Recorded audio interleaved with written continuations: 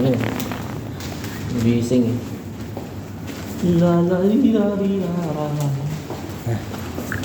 Ayan guys, papasok na kami sa school. First day. First day sa school. Parang estudyante lang, ano? Kahapon tinusok kami guys. Yan eh.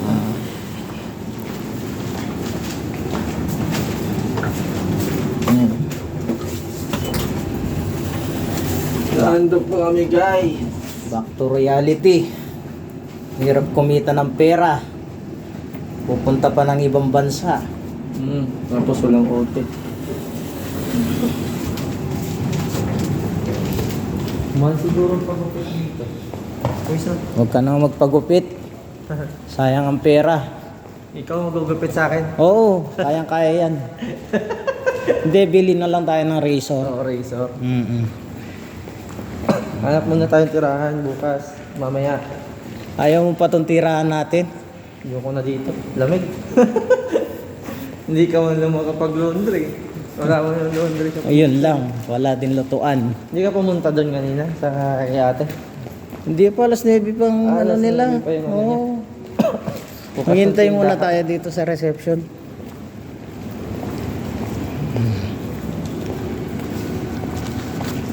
Wala pa si pare.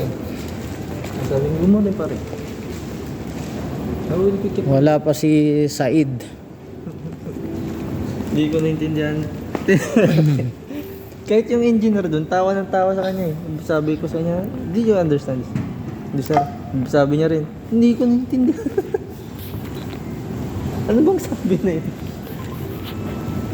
Loko din eh.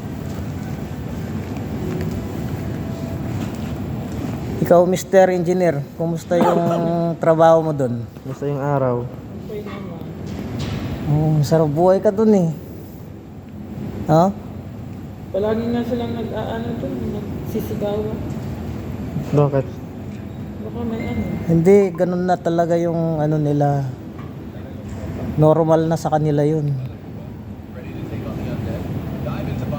Sa akin talaga, parang galit talaga kahapon kasi nagdadabog eh.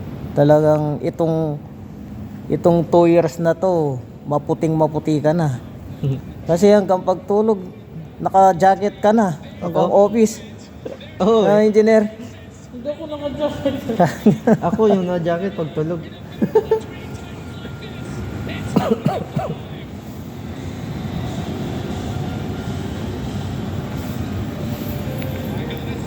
Oo, nakakamiss yung ganyan na trabaho. Ayun. Yun. Oh, andyan na yung service namin. Andyan na rin yung service ko.